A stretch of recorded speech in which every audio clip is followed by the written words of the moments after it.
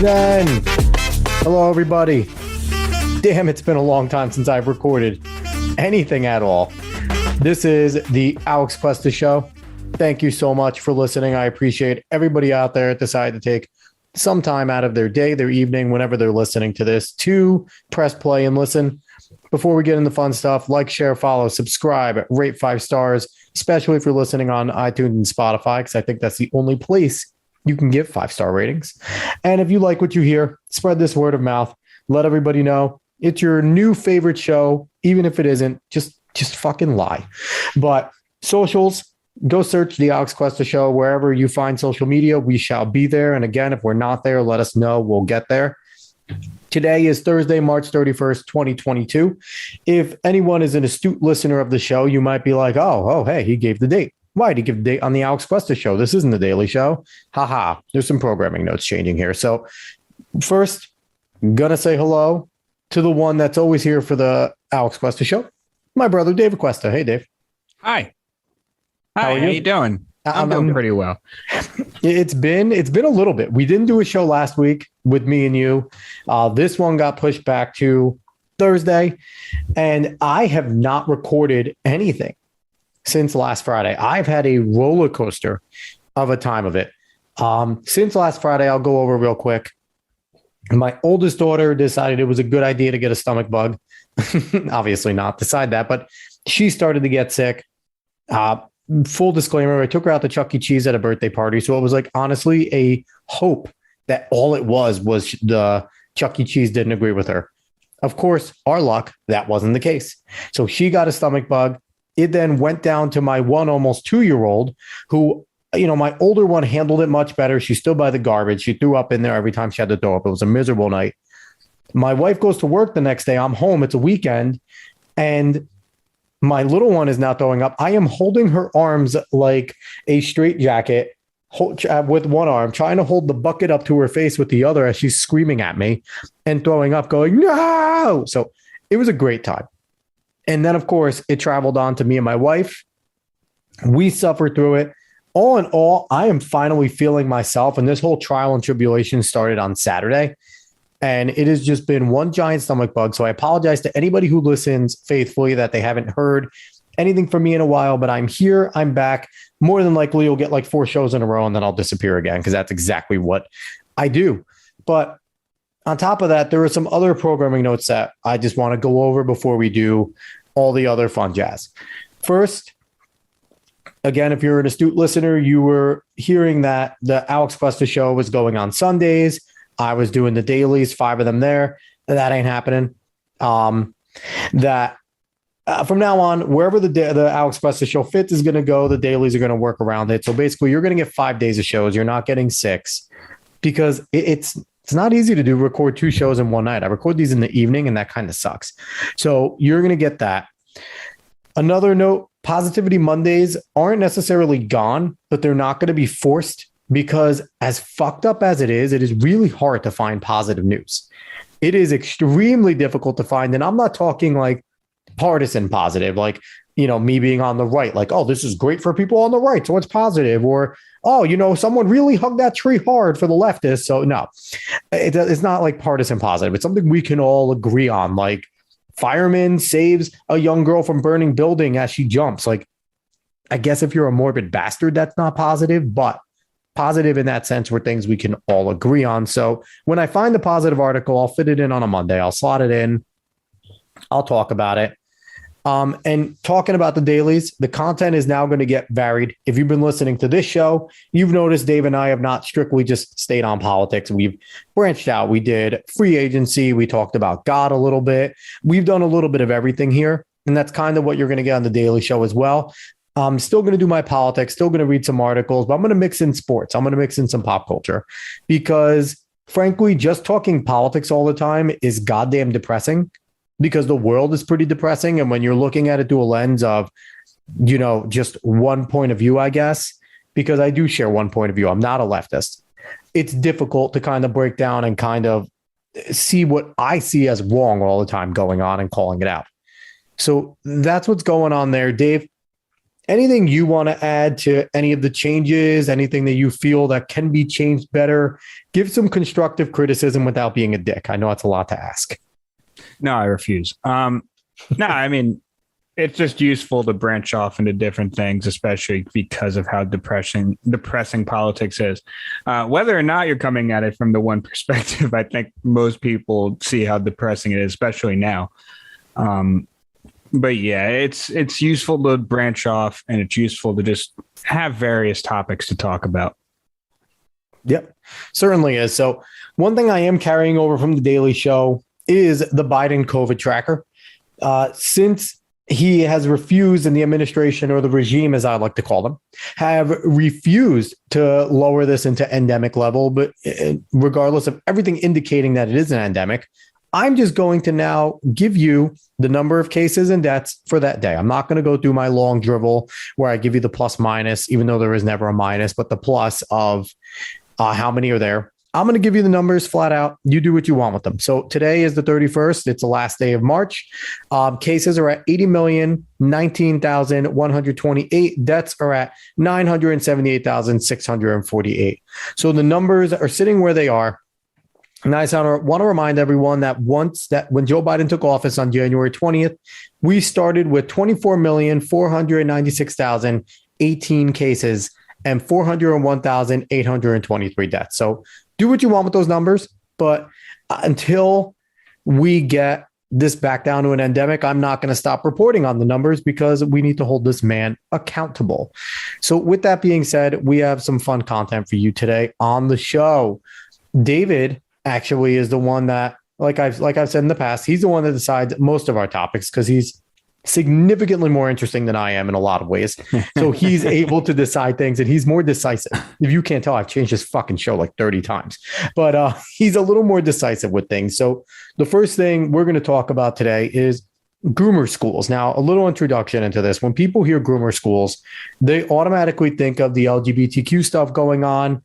They think of the stupid dubbed Don't Say Gay bill, which is the Parental Rights in Education bill from Florida.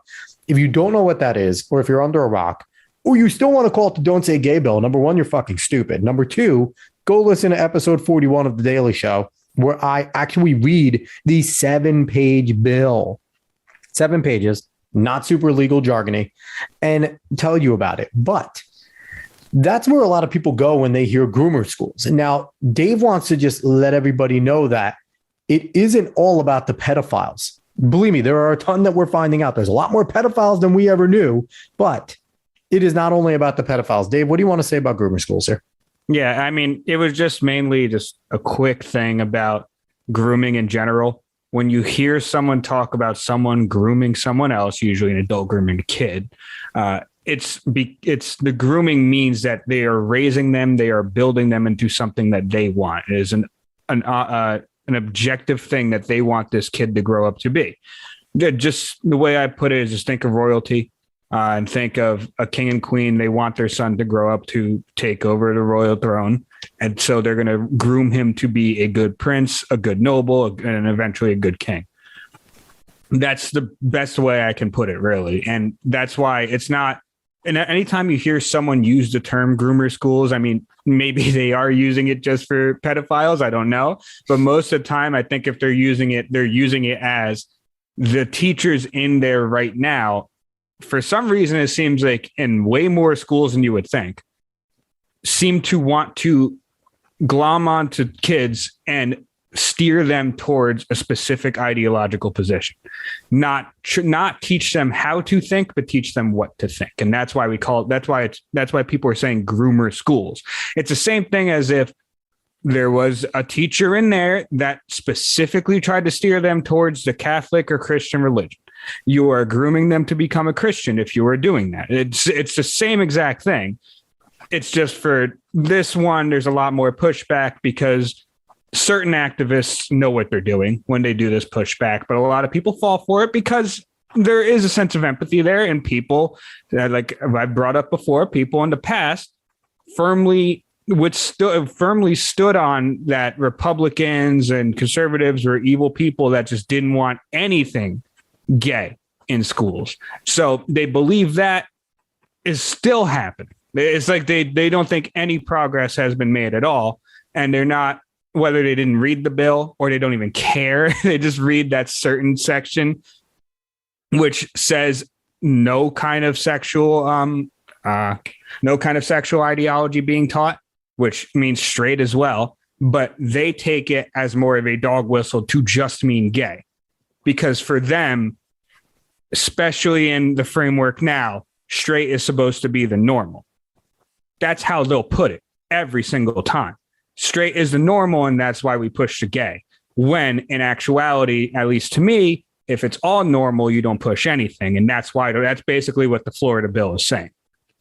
Yeah. And, to just double down with the Florida bill, it's only limiting the teaching in K through third. So at your lowest age, 4 years old, at your highest age, 9. I'm giving it it's usually 5 to 8, but you can have youngers and olders depending on how loose the laws are when it starts there. Mm-hmm. So what they're saying is they're not even saying that, and a lot of people are taking it saying, I'm a gay teacher, I can't talk about my lifestyle. If a kid has 2 moms, they can't say it. And that's not true at all. They're saying that you can't formally teach sexual identity, sexual orientation, and gender identity, period, to those grades. And so what it's saying is, too, and what I find the most fucked up, is that you're saying that a 9-year-old in 4th grade is geared to start learning about this shit. That's what you're saying. And to me, that's even way too young. Mm-hmm. And they do couch it by saying what's age appropriate as determined by the state. Now, if you're going with Florida, who knows what they're going to determine as age appropriate? Maybe they might determine that, okay, in 4th grade, you can teach that there are 2 different biological sexes and that there's a few more genders if that's what they want to teach. If they want to teach that, there are trans people and gay people that exist. Floor, done. That's it. That's all you can say. You can't go further into that. But who knows where they want to go? But all it is prohibiting is those age groups from learning about it, being taught it formally. They're not prohibiting a teacher from using an anecdote in their own personal life with their own partner if they're gay. They're not prohibiting a student who is this doesn't happen unless it's forced and unless it's taught to them. But if there is a 3rd grade student that may be questioning, it's not stopping them from going to that teacher and using them as a mentor. It's not stopping them from going to a counselor. It's not stopping any of this stuff. But like Dave said, there's activists that know what they're doing. And I brought it up before and I'll bring it up again. And I don't get anything from bringing this up. I have no relationship with James Lindsay or New Discourses. But if you want to learn about this, there is a great 3-part series on New Discourses podcast by James Lindsay called Groomer Schools. And he goes through all of this and the activism and what is going on in the schools in order to groom your kids. And it's not just sexual. It is a larger form of the wokeism. It is the critical theories. It is a Marxist move. And it follows a guy, Paulo Freire, who I believe is Brazilian. He's a South American guy. And he's the one that brought this, that brought this over into education. I think Henry Giroux is the one in America that brought Paulo Freire into America. And this is now in the 50s, 60s that this was going on, 70s, one of those times. But it's been festering. I think it's the 70s because it's been going on for about 50 years is what I think James constantly says. So I think it's the 70s that this ideology was brought into our schools. And as early as the 90s, they were writing papers on social justice and activism and LGBTQ and all this type of stuff as early as the 1990s, talking in this way. And now we're here in the 2020s. And, 20 teens. And that's when it really started to rear its head everywhere and make it more mainstream. So there's a lot that goes into grooming. I agree with David. If you don't take the king route, you can talk about military schools is another thing. You send your kid to military school to groom them to stop being a douche. Like that's kind of how that works. Mm-hmm. But yes, when you hear the term grooming in this context, currently, it is probably used for the pedophilic, the LGBTQ and the pedophile language. But, if you are somebody that believes in the way me and David believe and believe that this type of shit is wrong, most likely if you listen to the show, you probably agree with us if you're still listening. But one thing you'll notice, if you're active on social media, the left has now latched onto the word groomer. And they're trying to say that the word groomer is, just another term from the right because they're scared of X. And they're trying to equate it to critical race theory. And that they're trying to say, basically, they beat the critical race theory boogeyman, which they didn't. And because it's gotten pushed back and pushed back and pushed back in every single public school, and every single time it's been challenged in a public arena, critical race theory is lost. And it is going to, and it's the same way with this groomer mentality and bringing in trans activism and learning about gender identity at an early age. That is also going to lose and get pushed out. It's just that you have to know what you're talking about. You have to understand what people are saying when they say these things. And you also can't get discouraged when they tell you you're a bigot, you're a transphobe, you're this and that, because you're going to get called that if you stand firm against this type of shit. So, Dave, that's what I have to say about that. Do you have anything more to add? No, I think that really rounds it out. At least that's what I want to talk about for now on that. I didn't want to go on a lengthy kind of discussion. Yeah, because we could go on probably for a while about that. Mm-hmm. So we're going to get into our next topic. And I have one more I'm throwing on at the end. It's a quick one, Dave. So it's a quick one at the end. But this main one here is something that's been talked about by everybody, but we're going to bring it up because it is polarizing. And I think it's kind of culturally important to talk about something like this. So I'm calling it the slap heard around the world, at least a slap heard around the nation. People are calling it that, I will say. Yeah. So just a quick introduction for the 13 don't know of you if it needs introduction. The 13 people that actually watched the Oscars that saw this happen live. The rest of us saw it on videos afterwards, and it's the only reason the Oscars are interesting. But Chris Rock was doing what Chris Rock does. He was being a comedian, and he was standing up, and he has hosted the Oscars before. So he's very used to doing what the host does and coming up and doing a roast. Now, mind you, David, didn't his Oscars do a smorgasbord of host and not have one he wasn't even a host. He was just a presenting presenter, for best documentary. Yeah. Yeah, they didn't do a legitimate host, did they? Yeah. No, they had three hosts. They had Amy Schumer, Wanda Sykes, and Regina Hall, I believe. So they didn't have a host, right?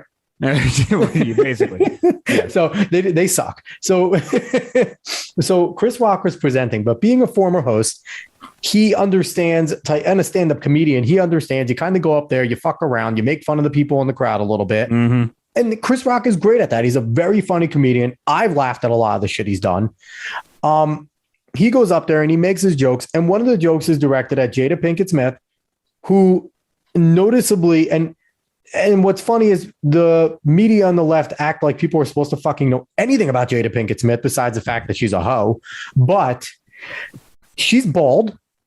And Chris Rock makes a joke and says, hey, when's the next, she's getting ready for G.I. Jane 2. The most, I think, not even that offensive, because G.I. Jane's a badass bitch. Like, she's actually a military commando that kills a ton of people and is important in a war. So it's like, it's not even that offensive, but makes the joke. The crowd laughs. Will Smith visibly laughs. And then, Will Smith, Chris Rock does his thing. He's like, it's mild. It's a G.I. Jane joke. And then Will Smith starts to make his way up to the stage. And at this point, I don't think anyone kind of knows what's going on if you're watching it. No one knew. No one knew what was going to happen if you're watching. No one knew if he was going to go up there and say something because, who knows what their relationship is. He goes up there and he just walls off and gives him a fucking slap. And it was a pretty good one. People were like, oh, it was soft. Now it was a pretty good slap. Chris Rock actually has some cojones and can take a hit. The man took a hit in stride. And then Will Smith promptly walked back to his chair, did his whole entire concussion Will Smith face, and was like, keep my wife's name out your fucking mouth. And said it twice, screamed at the top of his lungs like a gigantic fucking child in the middle of one of the most prestigious events in Hollywood where they all circle jerk and suck each other's dicks. And that's how it happened. And Chris Rock was kind of like, definitely held back some entanglement jokes. You could see it was on the tip of his tongue to make fun of Will and Jada more, but he was professional, kept going, presented. And then that was, and then everything else happened. Now, Dave, there's the argument, staged or real. Where do you stand on that? Staged or real? Hearing the arguments from both sides, I'm leaning real for multiple reasons. Now, I understand the argument from stage saying if this doesn't happen, the Oscars doesn't get any ratings at all, really, which I understand that completely. But the thing is, honestly, maybe Will Smith, you could say, is a good enough actor, could kind of pull that off. Chris Rock is not a good enough actor to pull off the way he reacted towards it, the way he didn't even seem like he knew it was coming. Like, I don't think Chris Rock is anywhere near the actor to do what he did, like to just do that. And also, Hollywood wouldn't be able to write something that entertaining recently. I'm not going to lie to you. I completely agree with that point. They simply cannot do it.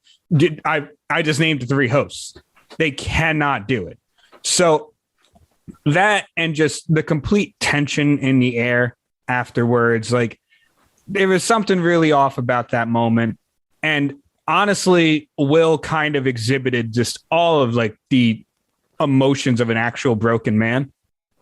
I don't, like I said, he might be able to do that well enough as an actor. He is a good actor, but there's something about it that seemed way too real. I wouldn't be surprised if it was staged. I would not be.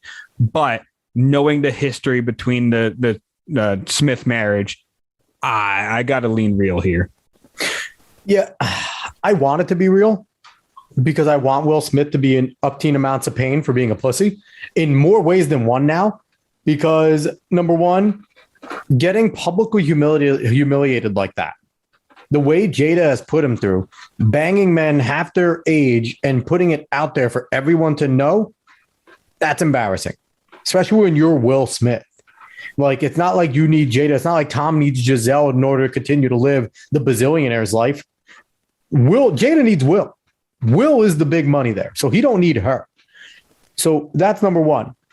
And on top of that, if it is real, to have that type of reaction to a joke when he himself is a comedian is bitch made. It is absolutely bitch made. And I want to believe that Will Smith isn't that bitch made. Now, one of the reasons I do think it's staged, you mentioned Chris Rock. You don't think he's that good of an actor. He's been around Hollywood for better part of 2 decades. I think that if they practiced it enough incognito, there is absolutely a way, and you can, I get there's always a slow motion angles and people looking and this and that. I mean, he didn't even prepare for like a joking confrontation. Like, he just kind of sat there and ready to take it. And on top of that, Dave, you mentioned about the ratings. That is my biggest thing. This is not below the Academy to do something fucking stupid like this and try and play it up like it's real, because they suck. The show is bad. Nobody cares. Nobody watches. So we're still talking about it 4 days later. So it's not below the Academy to do that. I agree. But I do think it is below both Will Smith and Chris Rock to do that. I don't at all. I do. I don't know. I think because they don't need it. They don't need it. The Academy needs it. They don't need it at all. But the Smiths also have some making up to do with the Academy if they want to stay invited. Because they consistently get invited. Jada not only has Will Smith by the balls in 2016. She not only has Will Smith by the balls, she has the Academy by the balls. So why do you think that nothing would happen? Nothing. Will Smith could have gone up there and actually TKO'd Chris Rock and the whole ground and pound. They wouldn't have thrown him out. I don't even think they would have actually walked up to get him out. Apparently, they asked him to leave and he refused, and that was. I heard that was not true. I heard the Academy actually lied about that, but there's more to come out about that, and I feel like there's more to discuss whether this is real or staged or not. Do you think he should lose his Oscar? No. I agree. I don't think he should lose it at all. He won the award before the incident. Yes, I've taken this stance on other things that have happened to the people's past and the awards they've won. I'm going to take the same stance here. He won for his merit in that movie. He didn't win because he slapped Chris Rock. Like, that's the whole thing. And while it is egregious in that forum to do that, it's like going up and slapping someone, obviously it's just a stain on your reputation, really. I don't even care about staining the Oscars. Like, what is there to stain anymore? But what do you feel about the people who are happy he did it and are like, he defended his woman? They're ridiculous. And this and that. And so that's what a man should do. Okay. So the problem is I haven't read this book and I cannot remember the name of it, but I know it talks about different cultures, and depending on socioeconomic status, you go through different cultures. But I'm going to butcher this if anyone actually knows what I'm talking about here. So I'm sorry, but it has something to do with honor culture. There is something that I can't remember who it was that wrote the book. This is awful, but based on honor culture, there is the thought of it's like, if you've seen all like the trad people on Twitter, the traditional people on Twitter, there is, because they're on that side as well. There is something to be like, oh, you're defending your wife's honor by doing that. Now, being more of a liberal minded person in that sense, it just seems ridiculous because it is a mild joke and it meant nothing. It meant nothing. I don't know if Chris Rock even knew that Jada had alopecia. I don't even think he knew. So that's another thing. And can we stop calling it alopecia? Can we stop? It's fucking being bald. Where everyone's sitting there going alopecia, and I get it. It's a thing. And, and I first heard of alopecia probably now. I got to be 10 years ago now because I'm old. But one of my friends from college got out and all of a sudden he had no hair, no eyebrows. And we're like, whoa. And he had alopecia. And that's kind of the more severe version of it. That's kind of the more, that's what Jada's going through. Mm-hmm. But male pattern baldness is male pattern alopecia. There's different. Alopecia is just the medical term for baldness. Yeah. I understand that. But just because people want to pour this on of like, oh, Jada's dealing with that and you don't know what her and Will went through with that. So him making a joke about that is just, some people equate it to violence because that's how we like to do it nowadays because we don't like making any actual arguments. But they equate it to violence, and that's part of the reason why they kind of defend Will, saying that it was almost deserving, the slap, or even some say it was deserving. But the thing is that it's completely based off of just defending your wife's honor. And maybe in a vacuum, you have an argument. Let's say none of the context of the Smith marriage. I'm just complete benefit of doubt. Maybe in a vacuum, you have some type of argument and we can actually have a conversation on that. But knowing the backstory of the Smith marriage and knowing how broken Will has already looked as a man when in public conversations with her, and that already speaks to why you should never do something like that. Don't sit front row at the Oscars. When you sit front row at the Oscars, you are fair game. And it's not like Jada is just Will's wife. She is also an actress. She is also an accomplished actress. So you are all fair game to a comedian standing up there. Man, Ricky Gervais flat out said every single person in that room is a pedophile. And not a one of them did anything to the man.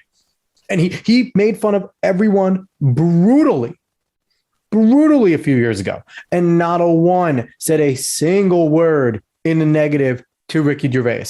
So I don't buy that. I don't buy this defend your woman. Here's the thing. If somebody grabs your woman, you whoop their ass. Mm-hmm. You whoop their ass. If they touch your woman, you whoop their ass. If you are doing something over words, you are a weak-minded individual and you deserve no respect. And if Will Smith is that weak-minded, which maybe he is, because he's letting a hoe stay by his side, and I will continue to call her a hoe because that is what she is. But that's, I guess I don't want to see Will Smith as that much of a pussy. Like, honestly, maybe it's because I respect Will Smith enough for his acting acumen and all that. And that, there isn't a Will Smith movie I won't give a shot. I heard, as bad as I heard After Earth was, I still gave it a shot. And Jaden's bad. Will Smith is still a good actor. His son just can't act for shit. So I don't know. It's, I still want to think it's staged. With all that being said, part of it's because you want to believe it's staged because you don't want to believe Will is that broken of a person. It does not matter if the comedian standing up there in any way, shape, or form knows the medical history. It doesn't. You are fair game. Comedy's supposed to be fair game. I don't care if they're in a room of Holocaust survivors and they joke about Hitler killing Jews. If it's funny, if it is a well-presented joke, I guarantee those Holocaust survivors will laugh. If it is a well set and presented joke, which is why Will laughed initially, because it was a well set up and a well delivered joke. He only stopped laughing when Jada gave him the eyes. And that was when he flipped the script.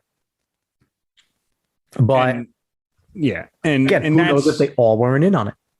No, they all might have been in on it. No, I just don't believe that. I'm not gonna lie to you. I just don't believe that.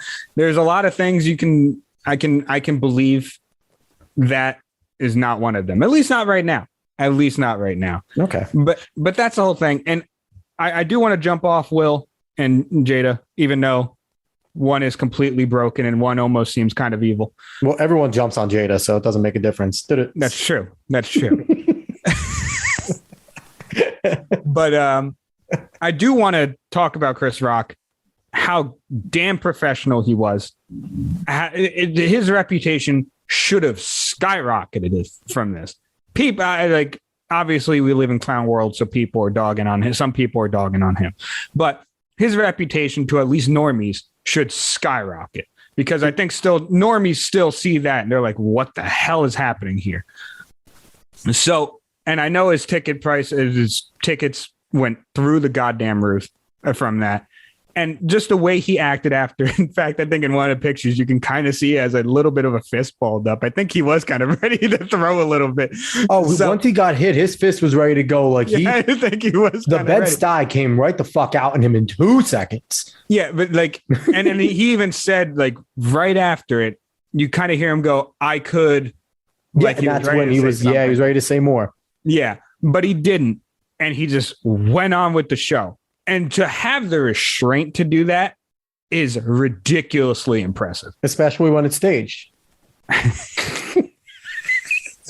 But so an observation with Chris Rock that I made, which Chris Rock, I've always seen him as the scrawny dude, right? He's always been like the scrawny, swaggly, funny guy. Will and him standing next to each other, Chris Rock is not a small man. He was basically the same size as Will. And the same, they had now I don't know if Will lost some weight for King Richard to look a little more, but at the same time, Chris didn't look much smaller than Will at all, if not the same size, which credit to Chris Rock that maybe he's been hitting the gym, but I've always thought of Chris Rock being kind of similar to Kevin Hart, just tiny, scrawny, like Dave Chappelle before he got jacked and did steroids, tiny, scrawny. But no, Chris Rock was and he stood there and he took it. He took the stage slap like a man, but like you said, it did look like he was ready to act some type of way. I heard some people go, though, and here's another reason why it may have been staged. How did Will Smith not get mobbed the fuck up by Chris Rock's people afterward? How? I don't care who you are, what happens. Your boys go. You always have entourages. They all have entourages. And honestly, I saw a funny picture of the grown-ups, the people like Adam Sandler, Kevin. It was they all came out and supported him in some sort of way. And it was if they were all in that room, you best believe Will Smith was coming out limping. Because I don't know. They definitely seem like the type. I think Adam Sandler is the type to throw down with anybody. He looks like that dude that he would at least give a shot. I don't know if he'd win, but he would try. I don't know. Maybe. It's a weird situation. It really is. It's bizarre, but it did its job. We are talking about the stupid fucking Academy Awards on Thursday. Yeah, it's funny though, because they're not talking about any of the winnings. Which is sad though, because there was one nice story of Lady Gaga helping Liza Minnelli through her set when she was clearly kind of a little lost because she's going through some things. And you heard Gaga on a slight audio, I got you, and Liza Minnelli saying thank you and keeping Liza Minnelli's dignity, because Gaga was the perfect presenter from working with Tony Bennett the last 5 years.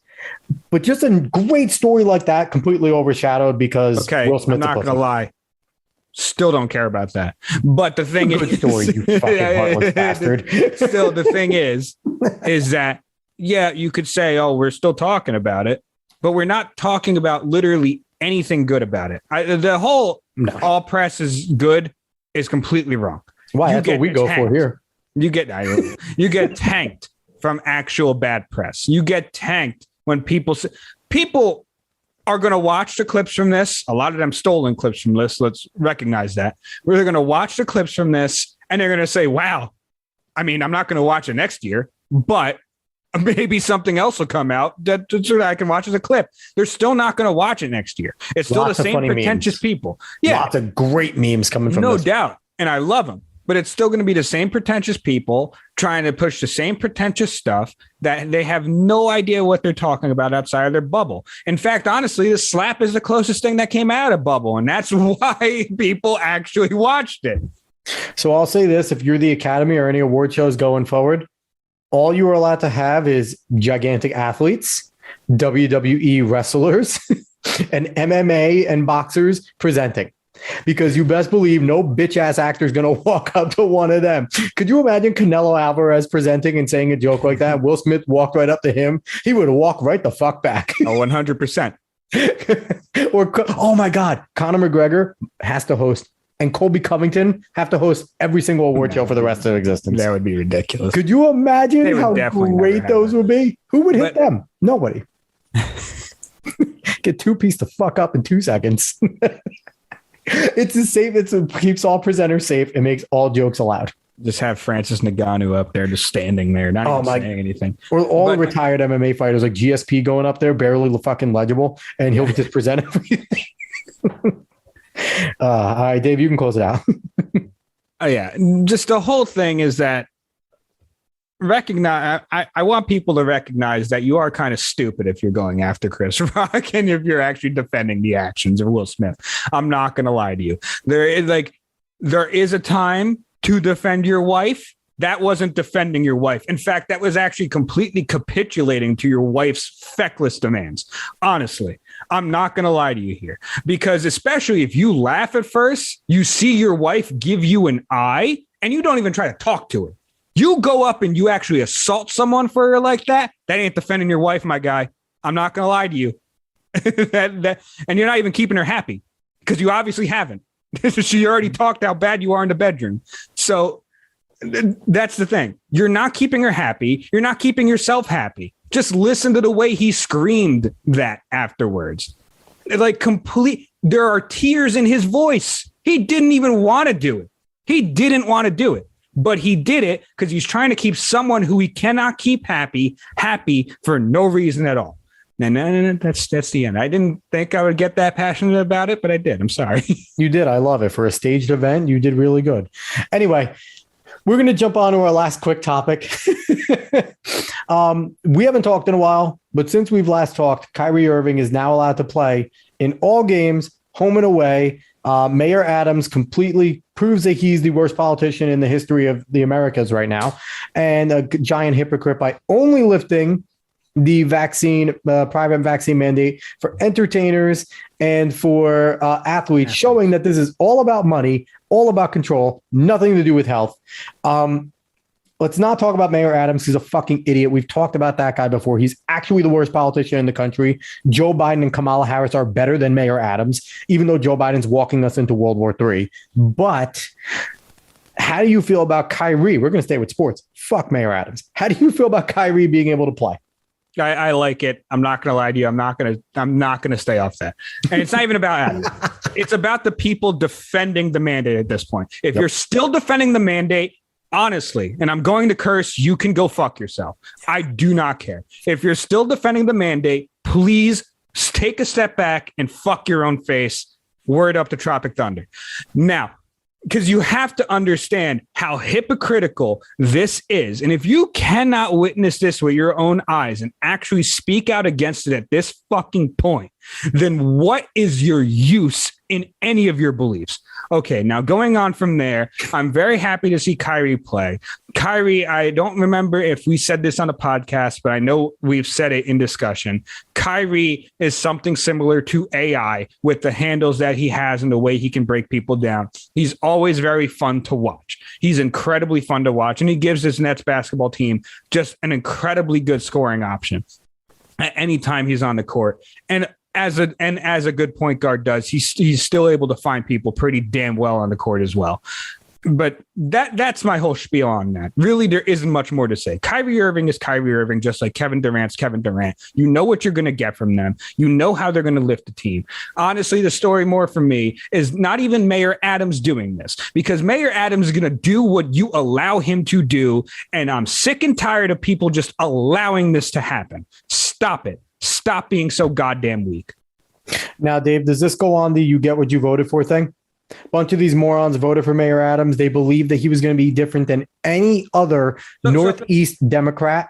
And they get what they deserve when he's fucking killing small businesses actively. The thing is, you do get what you voted for, but just because you voted for something doesn't mean you just say, oh, I voted for it. They can do whatever the hell they want. That's not how it works. You still have control in things, guys. You still have the ability to do things as much as you want to not believe that because you don't want to actually put any work in. So stop that. I get what you voted for, but nah, that's not the kind of idea you need to be running on. And here's my advice for the businesses.